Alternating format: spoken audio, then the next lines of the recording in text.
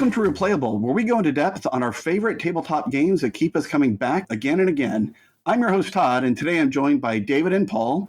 For this, our very first episode, we're talking about Tigris and Euphrates, designed by Reiner Knizia and released in 1997. Why is it, after all these years, you should try to get it back to the table? Dave, what do you think? Well, it's one of those games that when I first came into Board Game Geek, it already had legendary status. So when I'm starting to getting into these games, I'm hearing about that game. And it was probably the fourth modern board game that I purchased. You know, I went in like a lot of people do, and you start with the number one game, which was Puerto Rico at the time that I came in. And I bought the number 2 game, 3 game, and 4 game. And I think it was rated 3 or 4 at that time. But it definitely gets to the table. And because, as we'll get into while we're talking here, it's got the goods. It doesn't feel dated when you play it. There are some things we'll probably talk about, maybe a little bit dated, but overall, it's as satisfying now as when I first played it, in the 2000s. Excellent. Paul, why do you think this game has some lasting appeal? Well, for one, it has a great deal of depth. It is heavily influenced by groupthink, so everyone probably plays it a little bit differently. And the first time you play it, you're not going to have a clue as to who won or why. And the 10th time you play it, you're still not going to have a clue. So you can just keep coming back. And especially for people who like conflict, which this game is conflict heavy, enjoying it again and again year after year. You know, it's funny that you mentioned it being conflict heavy. I totally agree with that. And in fact, when we started playing this game and revisiting it in preparation for this podcast today, I realized that I have gotten a little sensitive to the level of conflict that's just right up in your face that this game brings. It's like I lost my T&E chops. Yeah, this is the only game that I have been playing with someone who flipped the table. They were so upset. You actually saw a table flip. I was present for a table flip. It happened because of me, in fact. So do you want me to tell the story now? Yeah, don't use names, but sure. So this happened a long time ago, shortly after the game came out. And I was pretty new to gaming back then. So was my group of friends. And we started, I think, as a lot of people start, thinking that each settlement is its own kingdom and it's your kingdom. So we would just try to fit all 4 of our leaders into a single kingdom, build out from there, and that inevitably created monster external conflicts. Just like, wait, you're not supposed to do that? All-out wars. And, well, it's a very high-risk strategy, so it could pay off loads, but the flip side is what happened here. Basically, we were setting up for many, many turns. My opponent had thought, oh, this is going to be perfect, started an external conflict, showed some black tiles, and he's like, oh my gosh, this is going to be so good. I'm going to get so many points in all 4 colors. And he's like, okay, I'm winning 10-5, start removing your black tiles. And I'm like, wait. And then I reveal 5 black tiles from behind my screen. And his face just started contorting. And like, he froze and he couldn't do anything. And so I was like, let me help you. And I started removing the tiles. And I said, okay, what conflict do you want to happen next? And we looked at the board, and there was really only one conflict we could do at that point. I forget what color it was, but again, he lost. So you had dedicated 5 tiles to it. You only had 1 left in your rack. Yes, but after his black tiles were removed, all his leaders had only 1 tile left, except for the red. And so I don't remember exactly what happened with red, but the game progressed so that all 4 of his leaders were removed from the board after this conflict. Oh, and it was like each time you removed the tiles of that color, the other remaining leaders lost their support. Exactly. And he couldn't speak, and he just he stood up as quickly as he could because he had to walk away, and his legs caught on the table. And it was one of those old fold-away square tables. Right. And just whoosh, everything went everywhere. Oh, man. Well, I got to say, though, I'm glad that it was an accidental table flip and not like he hooked his hands under it and then just totally pressed it up and over. True. And you know, he He had a lot to say. A couple hours later, he felt bad, but yeah, it was in your face conflict. I mean, you have to be willing to take your lumps if you want to enjoy this game. Yeah, that is so true. So, what do you think about the design of it? Now, one interesting thing I found out doing the research for this is that this was Reiner Knizia's 95th credit. Since he started releasing games in 1980. So if you look at all the games to which he has a linked designer credit, you sort them by year released, and then start at the back. This is the 95th game. So he's had a lot of at-bats by the time he comes up with this design. And some of the notable ones, there's Kingdoms in 94, which if you take a look at that one, it looks like a precursor. Like he's testing the waters for this. But then he's also playing around with multiple currencies and scoring options in Medici, which is a 95 release. And then he hits High Society also in 95. It's a well-received game, and it's more of an auction game, and that's also kind of interesting. So what are your thoughts about that development process that led him to create this classic that we know today? I don't know Kingdoms at all. And Medici and High Society, they're very different games. But when we talk about Knizia games, there are similar feels. There's the very sparse rule set with depth of gameplay, those kinds of things. But the games themselves, unless it's part of like the Tile Laying trilogy or the Auction trilogy or something like that, they don't really feel that similar. In fact, we'll get into it later. I had a tough time finding games that have a similar feel to Tigris and Euphrates, and I'm curious to see what you guys have to say about it as to what else is like it. Because this game, I see you've got, you're listing these precursors, but really it feels like it just comes out of the blue. Right. So you're asking about design. I don't know his process, but it leads me to want to talk about the strategy, because I think if you analyze it from turn one, what's the least amount of actions you can take to get your first point? And if you look at it, it's just 5. You can either play your king and then 1 tile of each color, and that'll score you a point. Or you can play your king and your trader and 3 tiles of different colors that connect you to another treasure. So one of the design choices I love about this game is to score points, you only need to play 2 of your leaders. That means that the priest and the farmer can be used as offensive plays to harass your opponents. And it really sets up this framework to allow for alliances and even maybe politics if you want to do table talk as well. Okay, that's amazing. And just to fill in some information here, so you mentioned the king, that's your black leader. You mentioned the priest, that's your red leader. The farmer's blue and trader is green. To get started, you're saying that your black and green leaders are your defensive, your home base ones earning you the points, while your blue and red ones are out there as potential offensive weapons or creating alliances with other kingdoms. That's really cool. To get into it even more, a better way to earn points is to not take any actions at all. So you can try and strategically set up a trap for other players to attack you where you are secretly strong defensively as a way to earn more points. Yeah. Wow. Okay, so I'm learning stuff that I'm going to use on you in the very next game we play.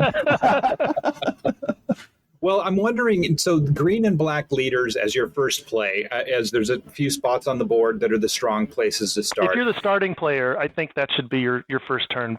Put down your green and black leader, yeah.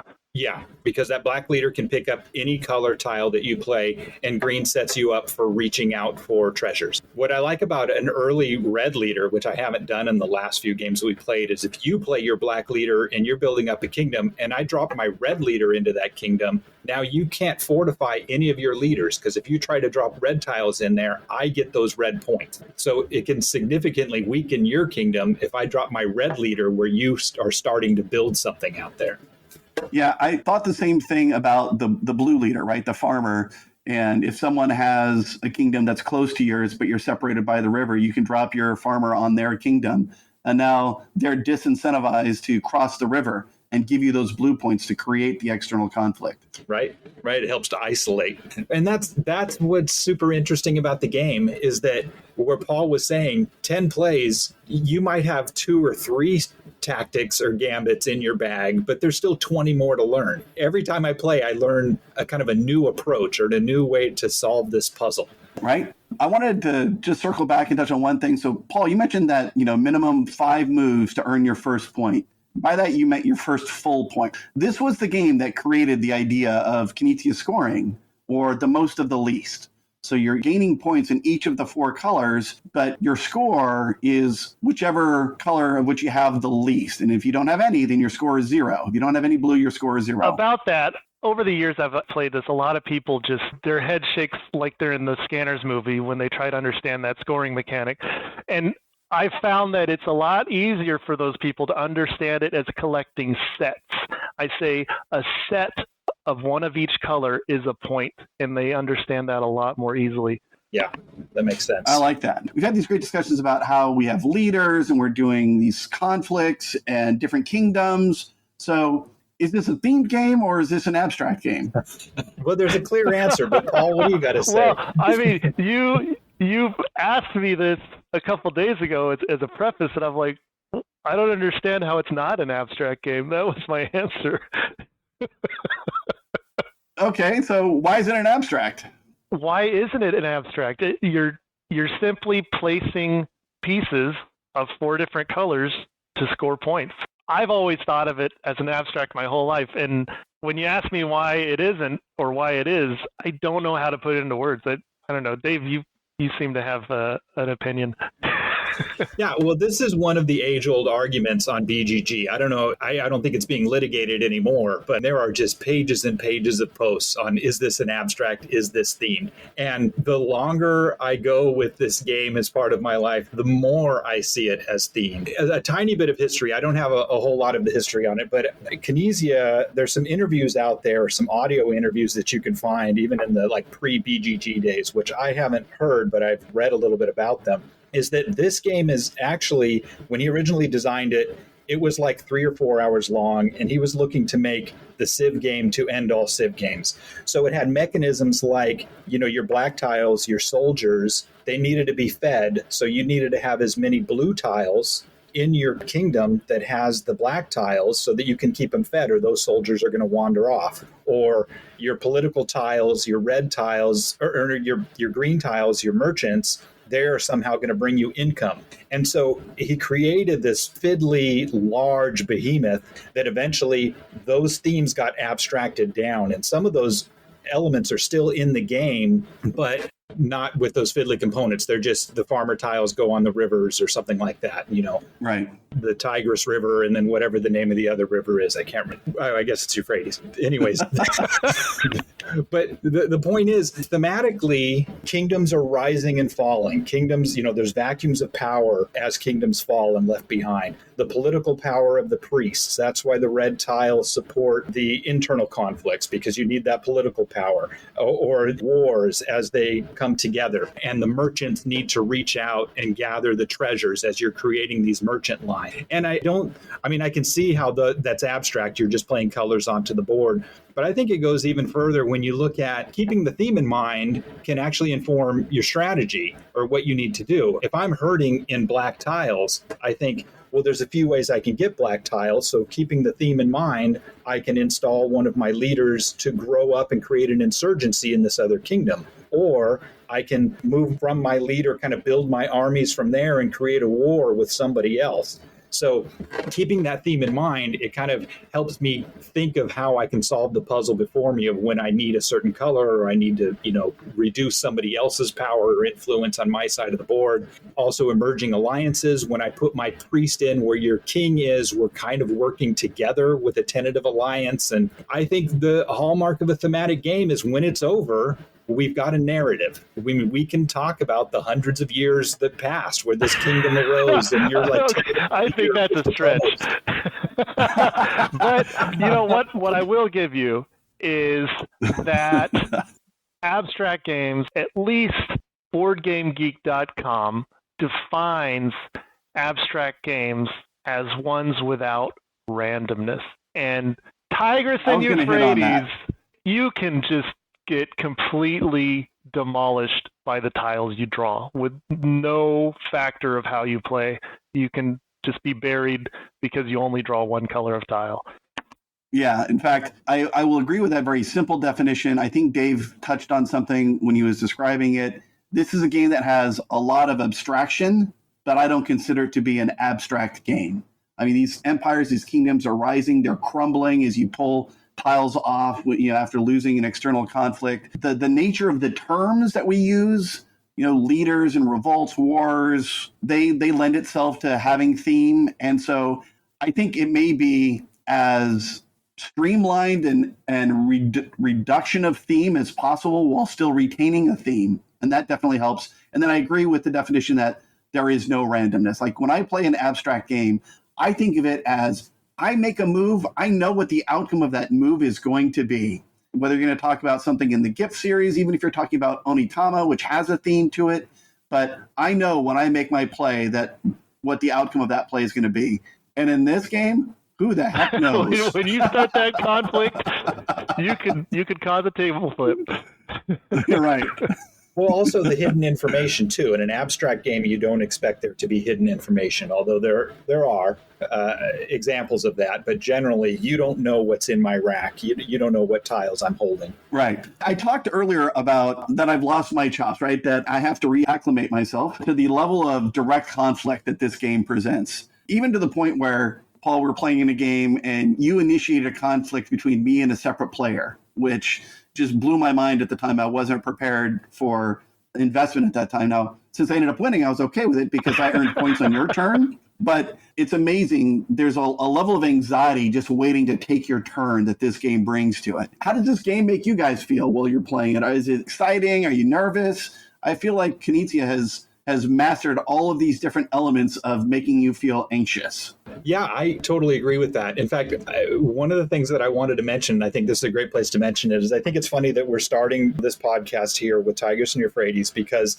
and I know we're not pretending to be experts on it, but it is a game that every time I play, no matter the experience level around the table, especially as you hit mid-game, absolutely everybody has to sit back a minute and think, I have no idea what I'm supposed to be doing. Like, I understand the rules, but I don't get this game at all. Everybody kind of has that feeling as you're going through. That mid-game, the end game has a totally different feel. That feeling is a little bit anxious of, I really don't want to step on my own foot. I really want to set myself up for a future, but I don't know what's coming. And there is definitely a level of anxiety there. What do you think, Paul? I don't pay attention to who's winning when I play this game, and I find that I am far more invested and interested in what my best play is when I think I have a chance of winning. But as soon as I realize that I'm out of the contest for number one, I just start treating it as a sandbox and see if I can ruin other people's days, to be honest. It's a game where it's so much fun to cause chaos. If you feel like you're out of it, causing that chaos can create an opportunity for you to get back into it. I mean, kingdoms get absolutely decimated, and that vacuum that's left behind, maybe there's some good spots for you to put some leaders in, and it is a game possible, where you can rebuild. Yeah, so creating that chaos is the way to go. Just start dropping bombs and then jump in on the fallout. Yeah, that's true. I mean, we've seen games where there is a dominant kingdom on the board and it looks unassailable. And then somebody either starts an internal conflict by placing a conflicting leader on a branch, but they can back it up with a ton of red. And then once they're in there, they're able to connect two kingdoms and suddenly that thing just gets torn apart. And I will say, I've experienced some serious roller coasters of emotion on this game where I felt like I was totally out of it, started creating some of that chaos, and suddenly I just recovered 3 or 4 tiles as a kingdom got decimated, and now I could be right back in it. I actually prefer the game with the hidden scoring because, yeah, sure, it's hidden but trackable, but I lose sight of that when the tiles are flying in the conflicts, and now I suddenly have a shot at winning, I think. I don't like the hidden scoring as much. I mean, I do like that idea of it, but in practice, I mean, if you're playing on Board Game Arena, you can always go back and count the points. And because and that's in the log, or even when you're playing it in person, it just favors the person who can remember that. And that sort of counting, it isn't as fun. And I always feel like I'm playing suboptimally if I'm not tracking your points, because I absolutely should be, but it's just not as fun. I disagree with that, Dave. I think the opportunity cost is too high to track points, and the cost is the end game play. I think if you're tracking points, it totally changes how the end game is played, and people start just trying to milk things and extend the game and realize that, oh, he's still winning, we got to gang up on him. Whereas for me, Tigris and Euphrates is at its most fun when you play it within an hour, and doing that requires that people are not tracking the points. Okay. Yeah. And I guess tracking the points, really what that's going to do mostly for you is, do I hurry the end of the game because I know I'm ahead, or do I try to draw this out a little bit? Because there are some moves where you can dump your tiles and draw from the bag for both of your actions and burn 12 tiles in the game. So if I'm keeping track and I know where there's 12 tiles in the bag or 14 tiles in the bag, I can burn 12 of them right now and ensure that my turn or the next turn is the last turn of the game. Right. Yeah, and I love that mechanism where the game end is player controlled like that. It's not a set number of rounds. It's not someone reached a certain point value that you can see coming, but there is some mechanism in there, in this case, number of tiles remaining in the bag, that I can choose to hurry up or slow down. Similar to St. Petersburg, right? You look at controlling when does one of those decks exhaust and trigger the end of the game. Well, and while we're talking about conflict too, one of the things I think that makes you grow hair on your chest about the game is that it's not a gang up on the leader kind of thing. Because if you're running away with something, there might not be anything I can do about it. And it's actually a gang up on the loser kind of thing. Because if you just got your butt kicked in one kingdom, you might be a little weak over there. Now I come in with an internal conflict and just start hurting you more. It's when somebody gets kicked down, maybe you just burned all of your red tiles to defend something. And now I'm going to come back at you as, from the player to my right. Now it's my turn and I come back at you because I know you just burned all your red tiles. Hopefully you didn't draw any more. And it's in some ways, which you did. Yeah, exactly. So it's mean because it's direct conflict. It's not always like, I'm making this best move for me and I'm sorry that it hurts you, but this move is really good for me. Sometimes it's like, no, I want to fight you. Like, not just somebody else on the board. Like, Todd, I want to fight you right now. Like, it's very direct conflict. Not only that, I want to fight you because you just got your butt kicked and you're hurting. I want to kick you while you're down. And it's like, that's as mean as you can get in board games. But in this game, I love it. If you think about where this game falls in the pantheon of Knizia games, first of all, it's his highest rated game. I mentioned that this was his 95th design. He has 687 total designer credits now, which is just an insane number. But this is his highest ranking game at 104 as of the recording date of this podcast. It won the Deutsches Spielepreis in 98. Some of its contemporaries back then were Primordial Soup, the game about evolution, Elfenland by Ellen Moon, and then fourth in the DSP voting was Through the Desert, another Knizia classic.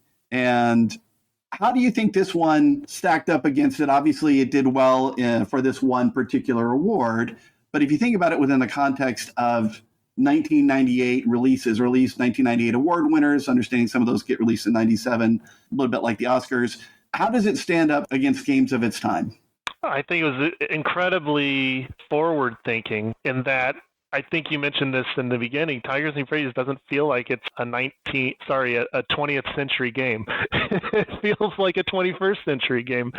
It really fits in with modern games, maybe excluding the conflict. There's not a lot of games that are released these days heavy conflict, but of those that do, I think Tigris and Euphrates feels modern. Yeah, a modern game is going to have less conflict, catch-up mechanisms, a sideboard where you're like praying to the gods. It just more junk thrown on top of it, more chrome. And it feels of its age because it's so efficient, it's so streamlined, elegant, that way. But at the same time, like Paul's saying, it doesn't feel passe. It doesn't feel like the decisions are as good or better than modern games. Yeah, I agree. Now, looking at the list of the DSP nominated games, the Spiel des Jahres games, what I own only 2 of the other games. I've only played 2 of the games that were nominated that year. Through the Desert, which I just played recently, and then D Mocker, which I played once. Right. Caesar and Cleopatra I remember that was big for a little while. I never got to it. But those games, a lot of those games have kind of died away. But here, Tigris Euphrates, it's still on a lot of people's shelves, and it's still, getting traction, getting a lot of traction on BGA. It's getting to people's tables all these, 20 whatever years later. Right. Hence, it's replayable. Hey, now, that's going to be the last question that we talk about. But, okay, I see that it's got your vote there. Through the Desert, that was 4th in voting, is also considered to be part of the Knizia tile-laying trilogy. Now, I guess we're going to say Camels or Tiles or Pez Candy, depending on how you look at it. The third one is Samurai. And so these 3 games are a really narrow bracket, if you think about it. So if he starts releasing or designing games in 1980, these 3 games come out in 97 and then 2 of them in 98. And all 3 of them are now classics. They're seeing constant play, at least implementations online or are still commercially available. Although I think T&E is currently out of print. Well, yeah, because now it's Huang. That's what's hot right now. What's hot? Re-implemented as Yellow and Yangtze, and then now that's being redone as Huang. So that's kind of where the T&E system is right now. And I'm sure there'll eventually be a reprint of T&E. Right. Is Yellow and Yangtze hex-based? Yeah, so it seems like he's doing that with a lot of these, but there are some extra rules put on there, but the kernel of it is that it's Tigris and Euphrates, but hexagons instead of squares. So you will, in order to build a monument, which are now pagodas, you only need 3 of them into a triangle, but they only create 1 color. They're not double colors like the monuments in T&E. Oh, that's far less fun. Well, but there's more of them. And also what's interesting about it is that if you build a red pagoda and then you put it on, I don't know how many pagodas of each color there are in the game, but if we're out of them in the supply and I build a pagoda, I steal your pagoda, which thematically I'm taking your followers, they're coming to my kingdom, and now your pagoda is this empty, like collapsing building. And then he did Babylonia as well, right? Yeah. It actually does a lot more. Like it's introduced special powers on the leaders. That's modern. It is. Right? Not in a way like you have a leader in front of you, like in Dune Imperium or something like that. But knowing that about Yellow and Yangtze made me realize that in Tigris and Euphrates, each of the colors has its own special power. I always thought yellow or red has its special power because it's used in internal conflict, but green has a special power in picking up treasures. Blue can be played on the water, and black can pick up any other color. So in that way, they are double use in that point. Now, in Y&Y, he actually gets into double use where you can discard tiles of a certain color to get use out of them, like you would as like a card in San Juan or something like that, where you use it as currency or you use it as its function. Sorry, I didn't mean to step on your toes there, Todd. I think that's what you were getting into. I hadn't even thought about it like that. So that goes to the point of how modern games just add more decisions, even if they are unimportant or insignificant decisions. There's just more of them. The tyranny of small decisions. I like that. Yeah. All right. So, we've talked about the things we like about it. Is there anything about the game that you don't like? I mean, like I said, the tile draw, just the randomness, it can really put you in a bad mood. After you've grown all that chest hair and are fine with the conflicts, you can still get really frustrated with the tiles you draw. I think I remember one game, Todd, where you said you never drew a single blue tile the entire game. And it was tough. And I didn't take advantage of the fact that the monuments are dual colored. So if I'm sitting on a bunch of red, green, and black, I should have created a monument in one of those colors that had blue as its complementary color. So I could have at least generated points in blue that way. Yeah, I think because there's so many ways to solve the puzzles that you're faced with. Not drawing a certain color, especially not drawing red. I mean, that does put the game on hard mode. But yeah. I think the more you play, the more you learn to mitigate that. But in the end, there are some games where I drew a bunch of red tiles and I just blew you guys out of the water because I won every internal conflict. If it really sticks a bug in your craw, you should learn the tile counts. Red has by far the most tiles. I think a third of the bag is red. and then blue is next, and the lightest amount are in green and black. So that is something to consider while you're playing. I guess I do need to learn them. I thought blue was the least. Let me double check. There's 57 red tiles, 36 blue, and only 30 black and green. Okay, interesting. So you just made it that much worse for me that I didn't draw any blue in a game. Well, you also never spent action to pitch your whole hand, right? I didn't.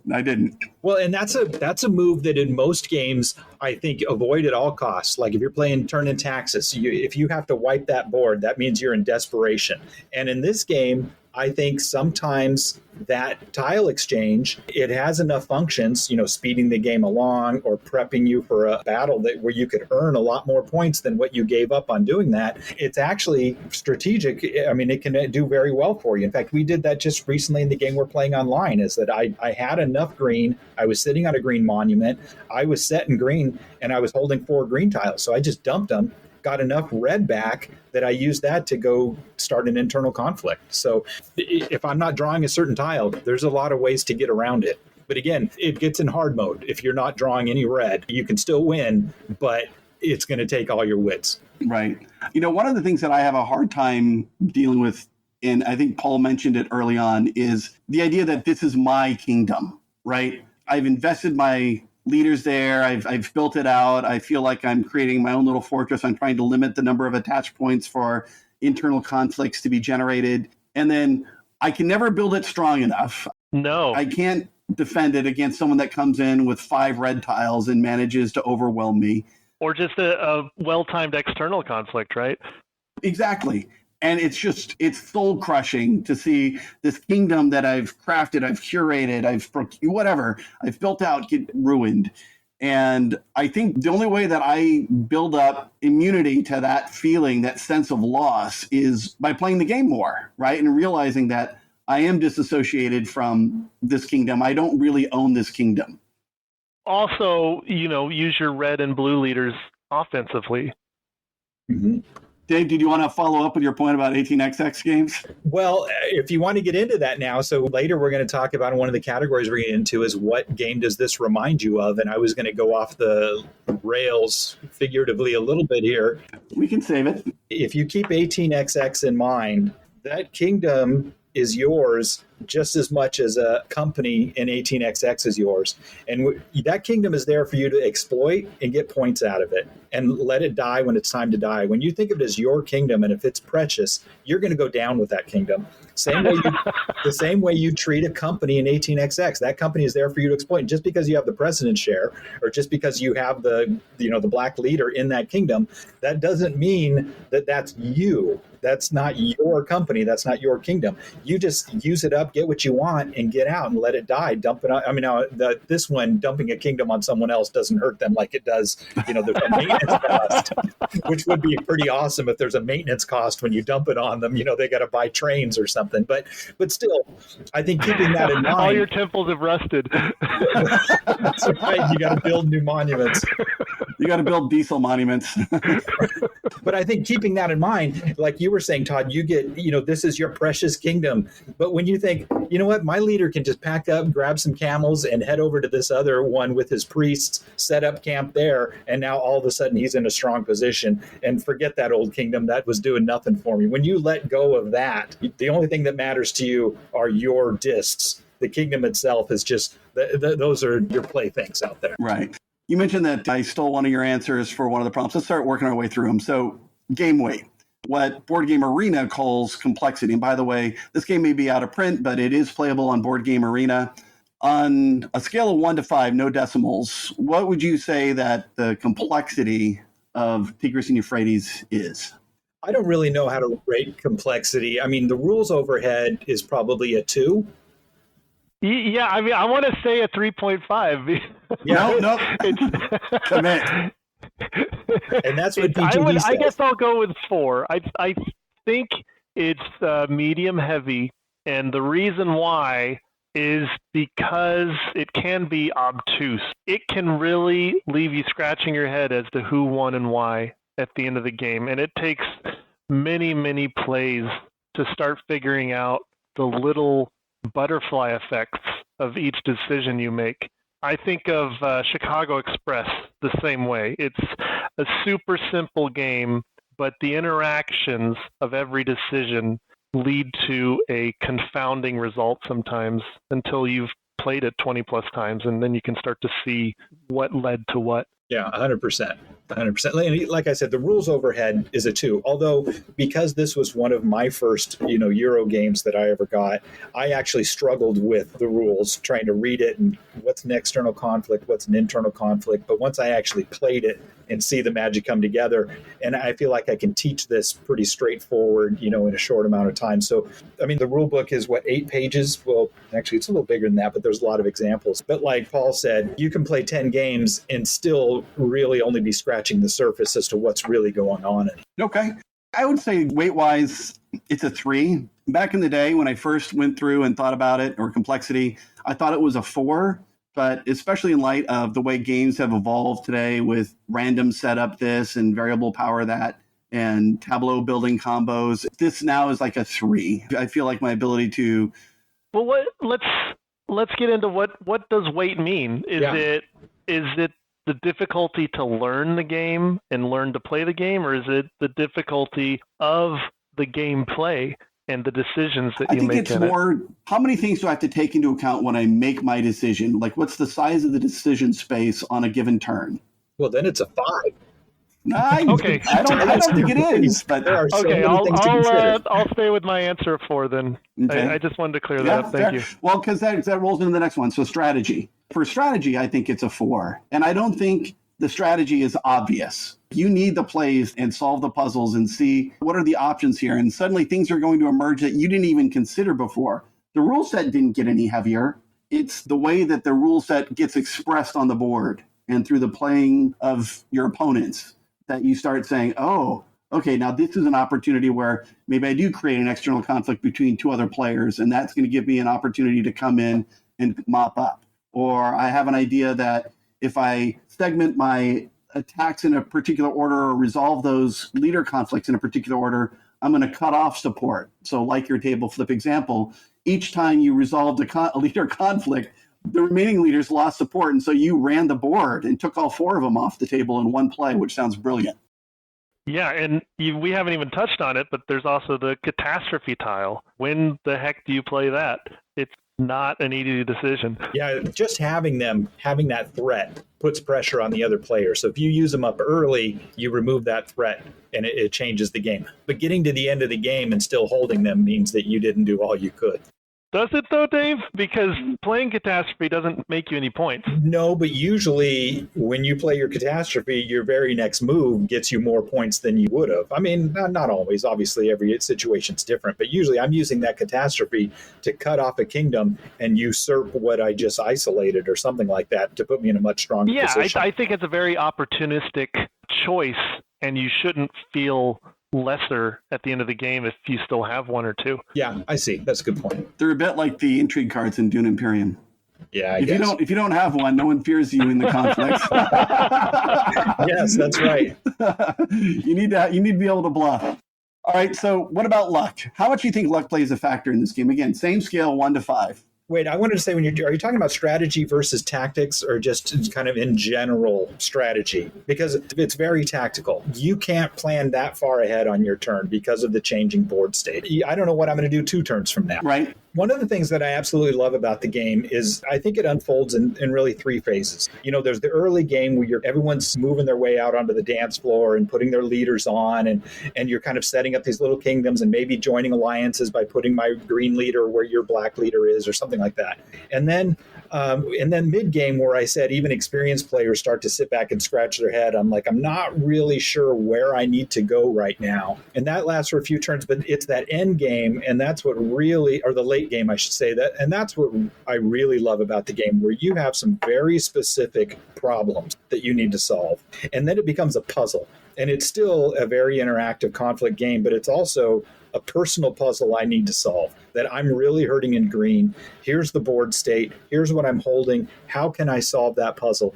And that is where I think it gets very heavy, because some of those puzzles are very difficult. And strategically or tactically, I got to be able to navigate through that as the board changes to keep my problems in mind and to solve those problems as we get into the end. And that's my favorite part of it. That middle game is just so confusing. But after we get past that point and we're solving those puzzles for each of us, that's where it really starts to get fun. All right. So you would say that feels more tactical than strategic.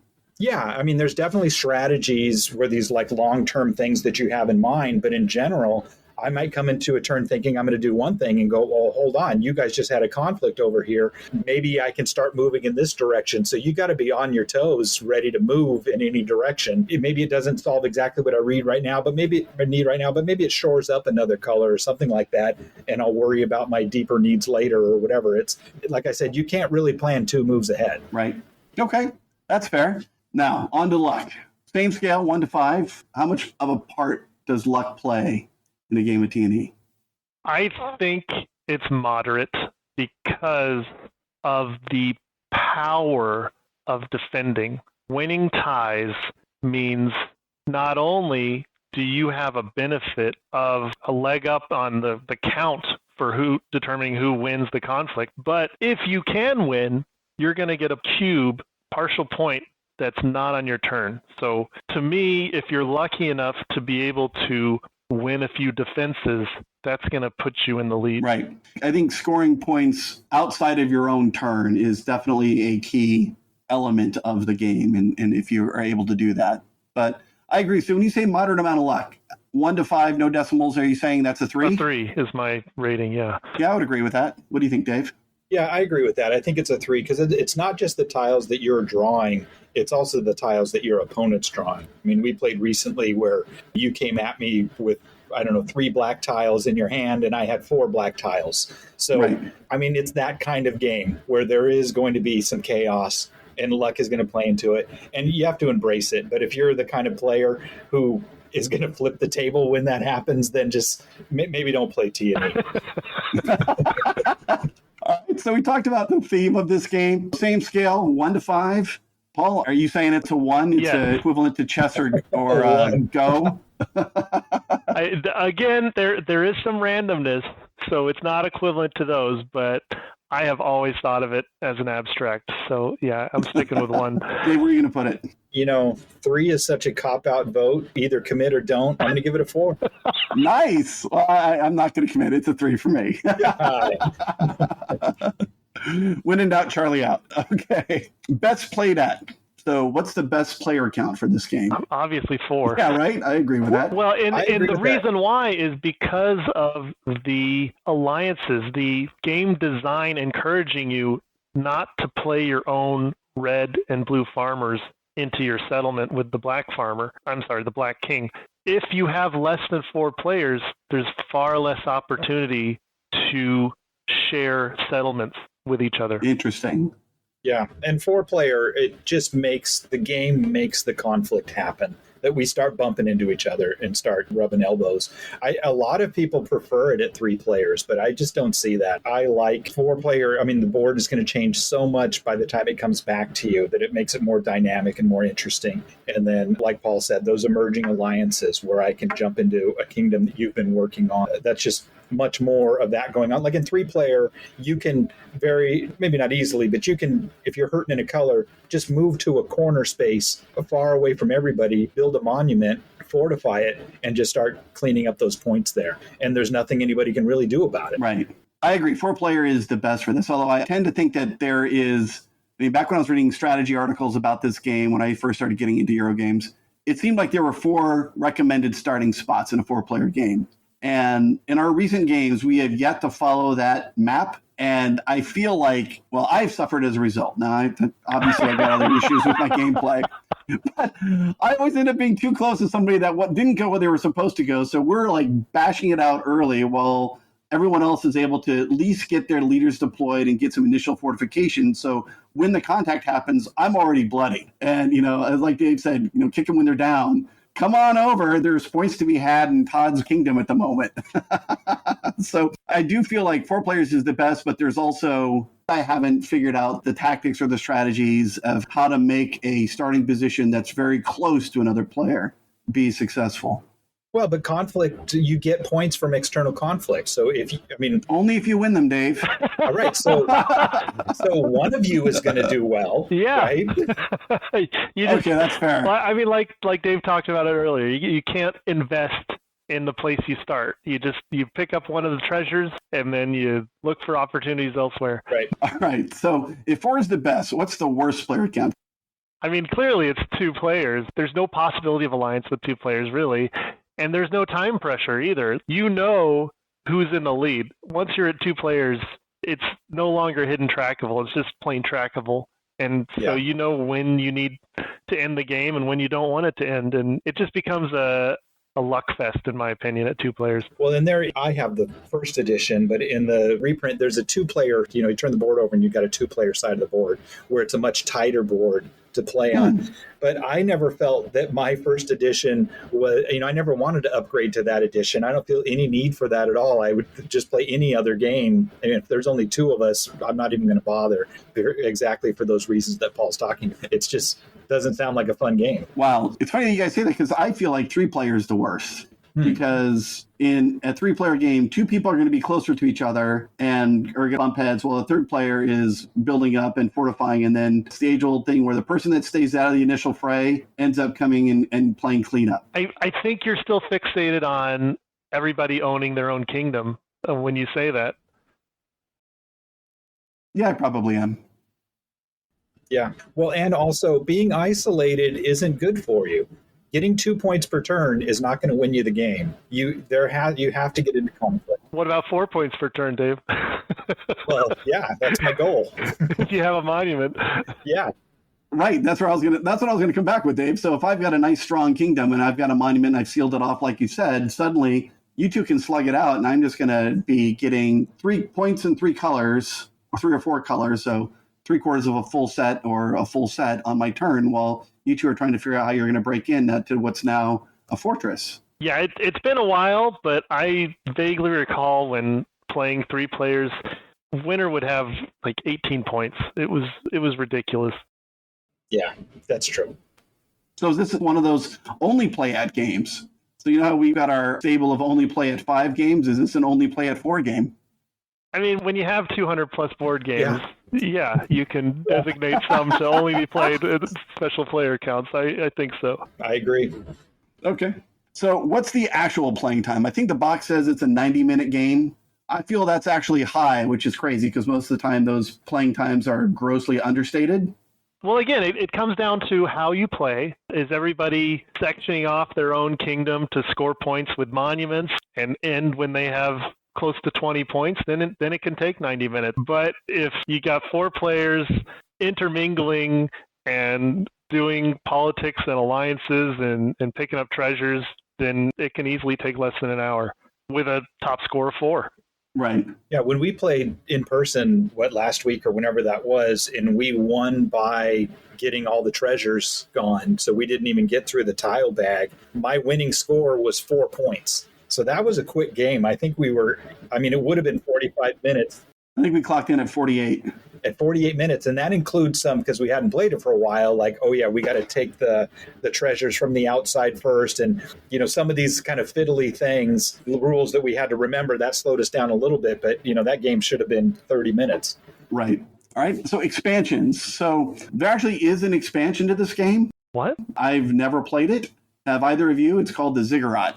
No, there's a few variants. Which one is the Ziggurat? Monuments are created when you put 4 tiles in a square, right? And you get to build a monument and choose the colors for it. The Ziggurat was a promo that if you created a plus sign with 5 tiles, you could put these overlays to create the Ziggurat. And then it was essentially a monument that gave a wild color. So if you had any one of your leaders attached to it, you could collect a thing in that color. You could only get one cube from it, but if you needed blue, put your blue leader in the kingdom with the Ziggurat, and the Ziggurat's going to create a blue cube for you. And then later, if you needed green, put your green leader in there, and it's going to generate a green cube for you. So It added a little bit of variety, but it obviously wasn't, disrupting the entire game. What's interesting is that while it wasn't included in the initial releases of the game, when it got reprinted in 2009, that expansion was included as part of the base game, as well as the second side of the board that you mentioned, Dave. This is news to me. Yeah, on BGA, they call that it's the Wonder variant. Okay. And I made notes on the various variants, and my note on that one is just why? What does this add to the game? Why do I need this in the game? And that's what feels like a modern game. It's just more things. You got to have more Chrome. Yeah, it's just adding something to the game that doesn't add anything to the game, and it's the kind of thing that's going to reduce conflict. Because if I have another opportunity to get my points, why do I need to bump elbows with other people? I'll just find these other ways to get points. And then it becomes the hallmark of modern games, head down, just looking at what's in front of me and not what's out in the middle of the table. Right. Well, there's other variants too. You want to talk about them? Let's go for it. Well, let's see if we think they're any good. So there's an advanced board, which I don't know what it looks like, but it has 14 treasures instead of 10. And that's available on BGA. I don't know how you implement that in person because I haven't seen that. Right. There's the English War. And in the English War, this is another one I don't really, I think it's just because people got upset. And so they use this way. But the English War variant is you can never commit more tiles to a conflict than it takes to win. So I guess that really comes in place with the defensive player, is that if you attack me and I only need one to win, I can only commit one tile to that conflict. I can't throw all 5 of the red tiles or whatever I have, which helps me cycle my hand. And I don't like that because throwing those tiles in, it's a hand management game that we haven't really talked about, but it is a hand management game. That's and being true. able to dump those tiles in a conflict that I might create a conflict that I don't even really win just to mix things up. It's a key decision in the game, yeah. Yeah. I feel like that is there. I don't know why it's there. I think it's there just because people like to throw variants on adds luck to the game. Yeah. And then the other one are the sieve buildings. And a sieve building, it's 3 in a row. When you put 3 tiles in a row, either horizontally or vertically, you can put a sieve building on it. And that color generates 2 points instead of 1. Okay. I think that also lessens the need for conflict, because if I'm finding other ways to get points where I don't have to fight you guys, then I would never call it a point salad, but it starts leaning in that direction where there's other ways to get points rather than the essence of what this game is about. This game's about fighting and getting hurt. Building kingdoms and destroying them. Yeah, well, we could have a separate conversation about how expansions are either lessening conflict or increasing action selections. You didn't get your number one thing because someone else beat you to it, but you get something that's 80% is. Yeah, diluting the decisions. Yeah, so I'm usually not a fan of those kinds of expansions. All right, here's a category I'm really looking forward to: most recognizable comparison. What's a game that you think that's ranked pretty highly? We'll use Board Game Geek as the litmus test here. That is most like Tigris Euphrates. I'll let Dave go first. Well, I was hoping you guys would go first. I really struggled with this, actually. And I listed a few games because there might be an element to it or a very small part of it. Like, for example, Through the Ages, but only in the sense of kind of cycling as time goes by. The landscape changes as time goes by. Your leader dies, or things can be destroyed or built up. That's but way only out of in left that, field. Wow. Exactly, because that's how much I was struggling. So only in that case is that it abstracts that passage of time in that way. Also, I'm thinking maybe something like El Grande, because of the area control portion of it. But again, you don't have any direct conflict like that in El Grande. You just do brinksmanship. So I looked for how about a thematic Tigris and Euphrates. That's what I looked for. And I came up with Reef Encounter. That was the closest I could find. I thought, you know what, if I wanted to make Tigris and Euphrates into a non-abstract, I would make Reef Encounter. Oh, so it's funny you say that, because that's my answer to the next question. So for me, the most recognizable was another Knizia design, that was Ingenious. So it's like he took the most of the least idea, the Knizia scoring, and broke it off into its own game and built a genuine abstract, Paul, around it. With randomness, though. Yeah. Fair. And hidden information. That's true. Gosh. But, again, the outcome of my tile placements is known. There's no randomness to what happens when I play it. Yeah, and you're setting up other people to score more points. Yeah, I definitely thought of Ingenious as well. And there are other games that use it, like Fields of Arley do something along the line. That's So Clever, or Ganshan Clever does it. Heaven and Ale has a similar scoring, uses similar scoring. But Ingenious is the one that, for me, was the most recognizable game. So let's move on to least recognizable game, or a more obscure game. I don't want to say least recognizable, but an obscure comparison. And you hit on mine, Paul. For me, it was Reef Encounter, because you're playing the different coral tiles of different colors. You're creating your reefs out of the different coral types. It's also a stock game, because the value of the reefs are going to depend upon, how you've eaten the polyps, and that creates the value of each color. So then your contiguous things, kingdoms, if you will, or your reefs, will generate different points. But yeah, I agree. I feel like Reef Encounter is a pretty comparable game. We've hinted at it, but we haven't said it explicitly. And I think there's a case to be made that Tigris and Euphrates is a stock game.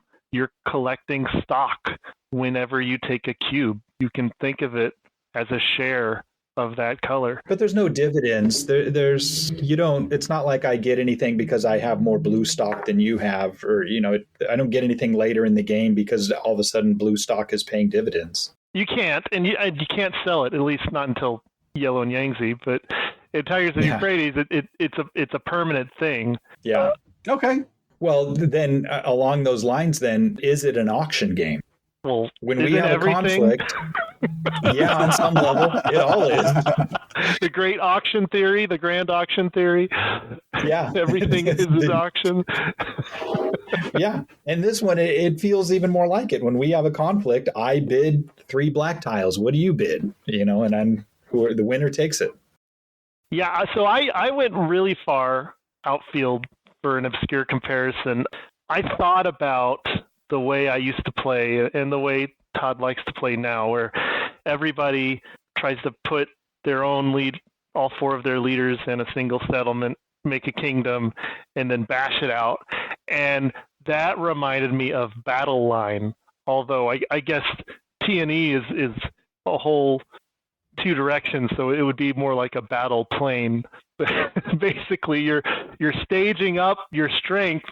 You got some hidden cards to play, and then when the conflict finally happens, you see who wins. But just the word battle plane in reference to Battle Line kind of blows my mind. It's like 3D chess. Now I want to play battle plane. Well, and it's another Knizia design, right? Yeah. It originally was Schottentotten, which is one of my all-time favorite 2-player games. I mean, it's a great one. Okay, so house rules. Would you do anything to improve this game when you were sitting down? And the answer is no. But go ahead. No, before I found out that Yellow and Yangtze had this, I thought of the ability to trade in tiles or even excess cubes for something. Yeah. So if I had too many cubes of one color, maybe trade them in to draw extra tiles. I thought that might be some kind of house rule you can make. It would definitely change the game, though. Interesting. Okay. In general, house rules are for cowards. But if we have to have some house rules, it's for somebody who doesn't like the game because they're not accepting the game for what it is. But I do like open points. I do accept what you guys are saying, that it's just, let's leave that out of the game. Don't try to think about what other people have. But I always feel like people have better memories than I do. So I always feel like somebody's understanding what's happening in this game a little better than I do, because I don't remember that you have a whole bunch of black points or whatever it is, because I'm not paying attention. I've come on quite a journey in my 20 plus years of game playing, and I no longer like to chase perfection in playing a game. I try to adhere to the motto, play fast, make mistakes, and I feel like open points would really slow us down. That's true. Then that might introduce a little more AP. Yeah, the only thing that I objected to when I was first learning the game was the concepts of internal conflict versus external conflict. Like the very nature of them, neither one of them felt intuitive to me. And I would change what you call them, but that's actually already being done. Like if you look at Yellow and Yangtze, they talk about revolt and war now. Yeah. So that makes more sense, even though you could say, well, gee, a revolt's an internal conflict. I get it. And I've played the game enough now that I've embraced it. But when I was learning it, it was difficult for me to try to parse those concepts, unpack them, and understand what it meant within the theme of the game. Mm-hmm. I had the same problems when I was originally learning. And one thing I've noticed on BGA is that they've changed that terminology, just as you said, to revolt and war.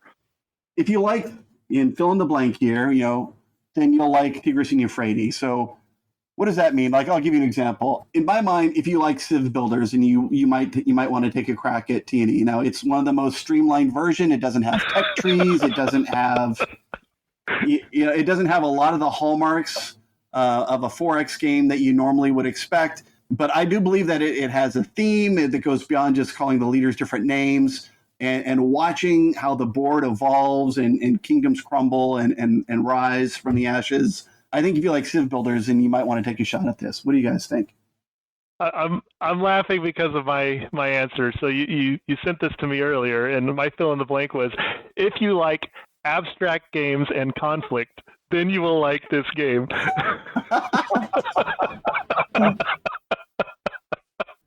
Obviously, I agree that there's theme, but I don't feel like this doesn't feel like a Civ game to me. I don't feel like I'm building a civilization, which to me usually feels more like my tableau is snowballing, or I'm growing my civilization in that way. Because this one, there's so much ebb and flow to the game. I don't feel Civ builder with it at all. Okay. I mean, if you like Samurai, Babylonia, something like that. I mean, if you like Go, I guess play Through the Desert. But any sort of closer, even though I do think it's themed, but it's closer to abstract tile laying sort of. All right. So if you don't like fill in the blank, then you're not going to like T&E. How would you answer that one? Well, conflict is the obvious answer, but I said if you don't like being at the mercy of the bag of tile draw, then you won't like this game. That's to me, conflict aside, that's the hardest thing to get past, is just tiles you might luck or unluck into. Yeah, and I think part of that idea of getting around the luck, I think it also affects the gameplay, like the length of the game. If it turns out that luck is going to play a predominant role in the conflicts, but the game's over in 45 minutes, I don't care, right? If it's going to be an overriding dynamic and the game's going to take 3 hours to play, shine on. I'll go play something else. Totally agree. No thanks. To spend all of that time only for you to like top deck some red tiles and win the game in the end. Right. Yeah. And Paul, I agree. I had conflict. Yeah. Like, this game has lots and lots of it. This is in your face, kick you when you're down. It's all that stuff. And like I said, I need to regain some of my resistance to or ability to accept the blows. Dave, what did you have? Same thing, conflict and chaos. So something, it's been a long time since I played, but like Cosmic Encounter, maybe where we're actually, I'm attacking you directly or something like that. Then if you don't like that sort of thing, then you're not going to like this. Then go play Ingenious. Fair. Although in Cosmic Encounter, at least, the initial person who's getting attacked is randomly determined. Yeah. So it's kind of like, oh, I'm sorry, but I have to attack you. This is just, that's true. I am coming after you. Yeah, it's just I am taking your lunch money. Yeah. Your milkshake. All right, rating. 1 to 10, no decimals. What would you rate it? I currently have it rated as a 7. Good. Usually willing to play. I have it rated as a 10. It's an all-time classic. I'm always willing to play. Every time I play, I feel like I'm learning something new about the game. I don't feel like I'm just playing yet another iteration of it. I feel like it's going deeper and deeper, and I'm learning. I'm expanding my experience with the game, and I don't think I'll ever play it out. I agree with that. I have it as an 8. I originally gave it an 8 after my first play in 2006 when I was new to the hobby. And then as I delved more and more into this title, I bumped it up to a 9. It was really, really good. But now I feel anxious. Like even the thought of bringing it to the table fills me with, gives me some anxiety because I know I'm just going to be rope-a-doping for the next 45 minutes. That's why I play games.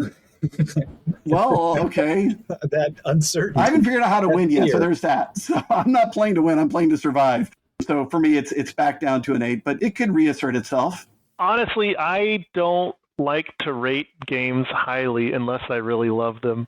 And I do try to conform my ratings to a bit of a bell curve around 6 and 7 being at the peak. And for Tigris and Euphrates, I think personally, I really love playing games with some path dependency and long-term strategy. And as good as this game is, that is lacking, and that's why I rated a 7. Yeah, fair. All right. Fair. Is this game replayable? I know it's the title of the podcast, but we could get to the end and say, you know what, there are other games I'd rather get to the table than this one. Should people seek out either a copy or play someone else's or play it online? Is this a replayable game? I think the answer to that is clearly and very strongly maybe. And I say that because, and it's exactly what Paul said when we opened up, your first 10 games, you're not really going to know what happened. So I think if you're going to play the game once, don't play it. Don't bother. If you're going to play it 20 times over the course of a few years, then yes, go for it. It's either replayable or it's not worth playing at all. But this is not a modern game that you paid $150 off a Kickstarter. You got it to the table with all kinds of chrome and it looks so pretty and you play it once and then set it aside to move on to the next pretty game. This is either get into it, get under the surface and really get to know the game, or don't waste your time. It's like skiing. Either go skiing once a week or don't bother trying skiing at all. It's no fun. That's so true. Put you 600 feet and fall down a hill. That's my version. Yeah. I think you hit on something very important there, Dave, and that's that a lot of modern games cater to people who want to solve a puzzle. They want to figure the game out, and then they consider it solved, and they can sell it to the next person and move on. But Tigris and Euphrates is the opposite of that. It's a game where you have to play it again and again and again to really get the enjoyment out of it. Yeah. All right. Any other parting thoughts you guys want to add? Or yeah, on Replayable too. The first part is the layers of learning that I really like, but also the board is so dynamic. Every time you play, the board's different. There are some things that will start to feel the same, but the way it grows and falls and grows again, I'm constantly in a position where I need to solve this puzzle, where I need more of this cube. But this game is totally different than my last 5 games because of the way the board's set up, where my leaders are and where you are, and the tiles that I drew. So that puzzle is the same, but completely different every time I play. Totally agree. Paul, any parting thoughts, or have you said it all? I have shared as much as I can about this game. Yeah, it's great, and I'm glad we have a group that's willing to play it, because a lot of gaming groups that I've been in do not like conflict and do not do well playing this game. Being sadists and masochists and enjoying conflict is definitely not a shortcoming in our group. Well, I think that's a gamer personality, though, too, that we all have. Like, in the thousands of games we've played together, the thousands of times each of you have attacked me in some way in a game, I have never taken it personal. That's the fun. I don't mind direct conflict. I don't mind you getting kicked when I'm down. I mean, I might huff a little bit when I'm sitting at the table, but I don't think it's because you guys don't like me. And I think, and some people get that when they play games, is when you attack me, it's because you're a mean person and you don't like me. And that takes a game to a whole different level and just makes it not fun. But since you guys are consummate gamers, I love getting into these kinds of games. And you just can't do that, like Paul said, with any group. There was that one time with John Company. John Company. Oh, yeah. I enjoy it. I can tell you right now, we're never going to do John Company on this podcast.